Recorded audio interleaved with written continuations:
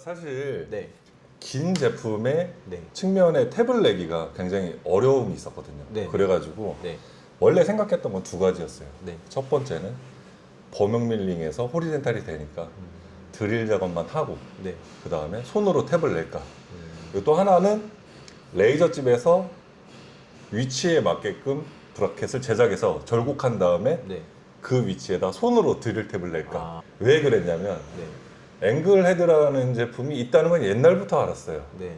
그렇지만 쓸 줄을 모르는 거예요. 네, 쓸 줄을 몰라요. 그러다 보니까 굉장히 어려웠죠. 네. 그래서 고민을 하다가 네. 소장님한테 연락을 드리게 됐습니다. 아, 네. 일단 저희 다인 전공에서 만드는 네. 이제 아바류 중에 네. 뭐 단연 또 뭐 좀 베스트 아이템이라고 하면 앵귤러 헤드를 제가 꼽을 수가 있어요. 뭐 말씀해주신 대로 앵귤러 헤드의 가장 큰 장점은 네. 축을 바꿔서 네. 가공을 할 수 있다는 그 점이죠. 네네네. 뭐 버티컬만 되는 거를 호리젠탈로 가공을 네네. 해야 될 때, 그쵸. 특히 측면 탭이나 드릴 작업을 해야 될 때, 뭐 물론 인덱스를 쓰면 좋겠지만 네. 인덱스 가격이 또 만만치 않고, 그렇죠. 그 다음에 이 가공 공정을 계속 하느냐, 양산처럼 그쵸. 그게 아니고 단품으로 그냥 그때그때 나오는데 네. 이거를 다른 집에다가 외주로 돌리기도 애매하고 그렇죠. 그런 상황일 때 앵귤러 헤드를 많이 검토를 하시죠. 그거는 치수 같은 경우에는 위치의 공차는 거의 들어맞는 거죠? 그렇죠. 어, 엄청나게 이제 공차가 타이트하다라고 하면 네네. 앵귤러 헤드로 가공하는 거는 이제 한계가 있겠지만 뭐 한 100분의 5 정도나 일반 공차로 나오는 수준이라고 하면 네네네. 충분히 가능합니다. 그렇구나. 네. 그리고 궁금한 게 있는데 네. 저는 이제까지 앵글 헤드라고 알고 있었거든요. 네네. 근데 앵귤러 헤드가 맞는 거예요? 아, 이게 명칭이라는 게 네. 저희는 앵귤러 헤드라고 이제 얘기를 하는데 흔히들 그냥 앵글 헤드라고도 말씀을 하시고요. 그렇구나. 네. 그거는 이제 뭐 표기하기 나름이 아닐까라는 생각을 하는데 저희는 앵귤러 헤드라고. 아, 네. 알겠습니다. 그리고 이름을 정해놨어요. 하나 궁금한 게 더 있는데 네. 유니버셜 타입이 있고 네. 그렇죠? 맞습니다. 고정 타입이 있는데 네. 장단점을 한번 좀. 네. 장단점이라고 하면 네네. 일단 유니버셜은 네. 각도가 분할이 돼요. 예예예. 이제 90도를 네. 기준으로 해서 네. 뭐 1도씩 이렇게 분할이 되고요. 1도. 근데 고정형 타입은 90도 고정이기 때문에 네네네. 따로 각도 조절을 할 필요 없이 네네. 물론 각도가 360도 이렇게 네. 돌아가기는 합니다. 야. 근데 고정으로 되어 있기 때문에 항상 돌아갑니다. 세팅을 동일하게 할 수 있다. 그리고 또 하나 궁금한 게 네. 앵귤러 헤드는 네. 3축 장비인가요? 4축 장비인가요? 장비라고 볼 수는 없지만 네. XY Z축이 이제 어쨌든 3축이잖아요. 그렇죠. 네. 그 부분에 있어서 앵귤러 헤드는 그냥 버티컬로 호리젠탈로 네. 바꿔주는 네. 그 개념으로 단순하게 변경만 해주는 거지. 그러면 유니버셜 타입 같은 경우에는 또 네. 각도로만 조절이 되기 맞아요. 때문에 그냥 3축인 거네요. 이렇게 바뀌는 것 뿐이군요. 그럼 그렇죠. 버티컬을 네.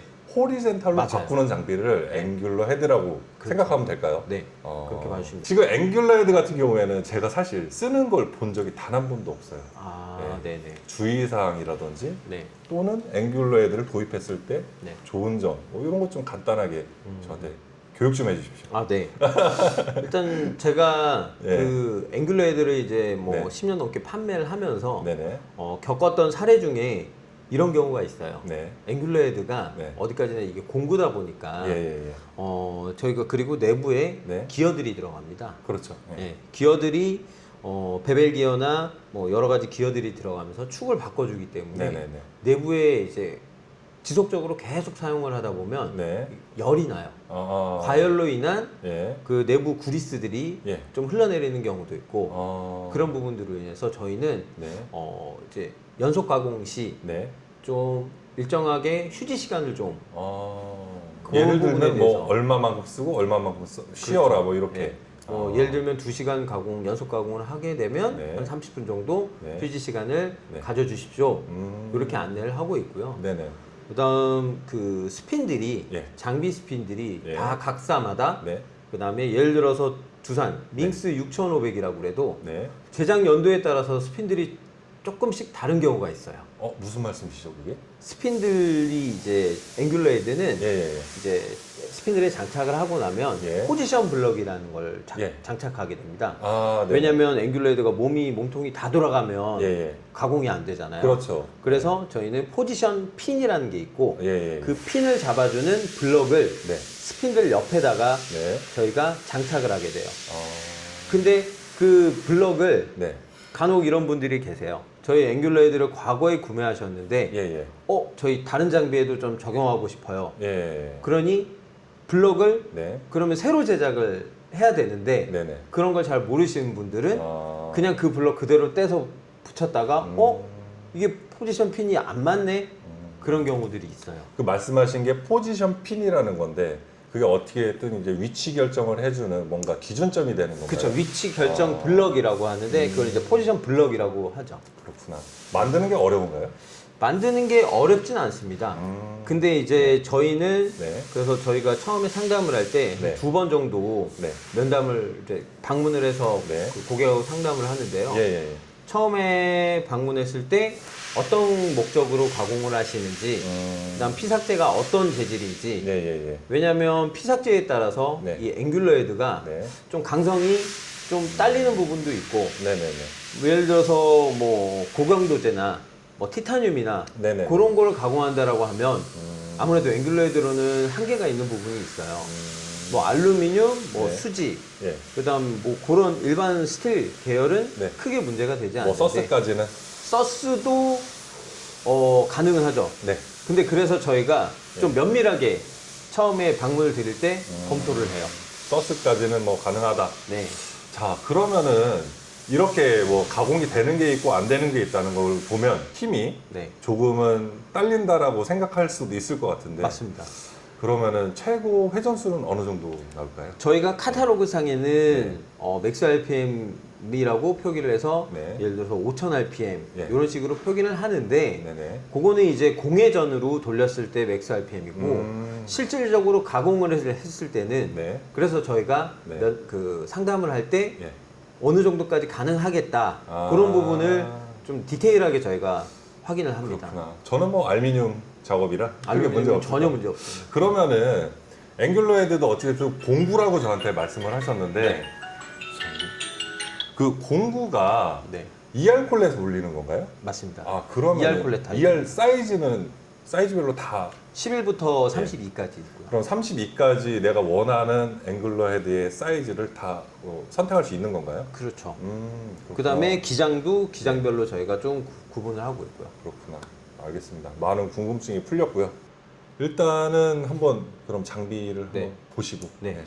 요즘 추세가 예. 장비 업체들의 네. 이 스핀들의 네. 단차가 네. 점점 더 낮아지고 있습니다. 아.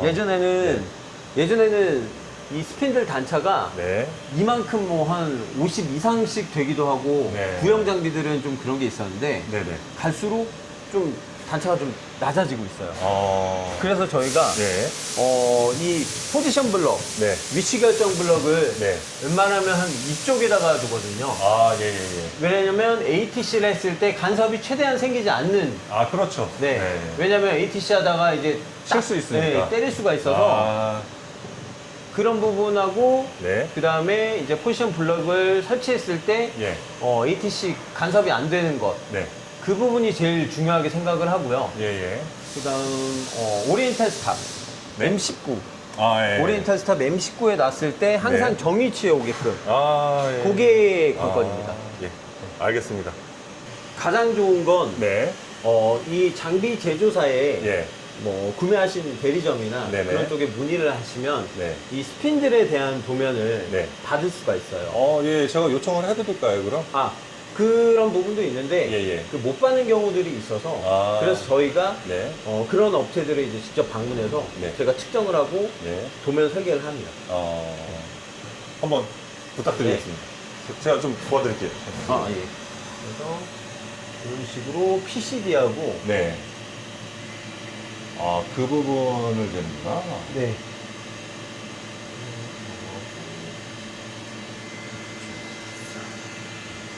이 양식은 저희 가인에서만 관리하는 양식이고요. 예. 그래서 요걸 토대로 저희가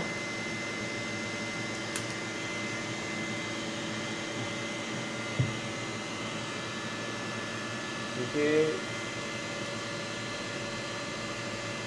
대략적인 치수를 어느 정도 저희가 잡으면 예. 캐드로 돌려보면 웬만한 수치가 나오거든요.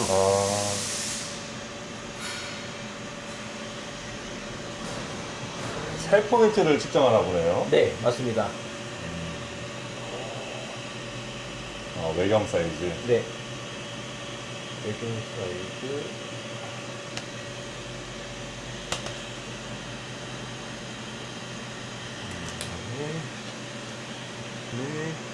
이 볼트 사이즈도 저희가 측정을 합니다. 네네네. 네, 볼트의 사이즈에 따라서 네. 블럭 크기를 결정하기 때문에 도면 작업을 하려면 필요하네요. 네. 몇 시짜리인지를 저희가 확인해야 되기 때문에 네. 그렇지. 19.5입니다. 9.5.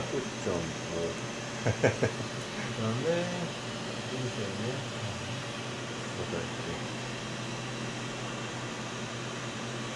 제가 예전에 이제 경험이 얼마 없었을 때는 예. 블럭을 잘못 설치해서 ATC 도중에 아이고. 빵! 아이고. 그런 경험도 있고요. 근데 그러면서 배우는 거죠. 네. 그러면 제가 제작되는 대로 연락드리도록 하겠습니다. 네, 알겠습니다. 감사합니다. 네, 감사합니다. 마무리하시죠. 네. 되게 고생하셨습니다.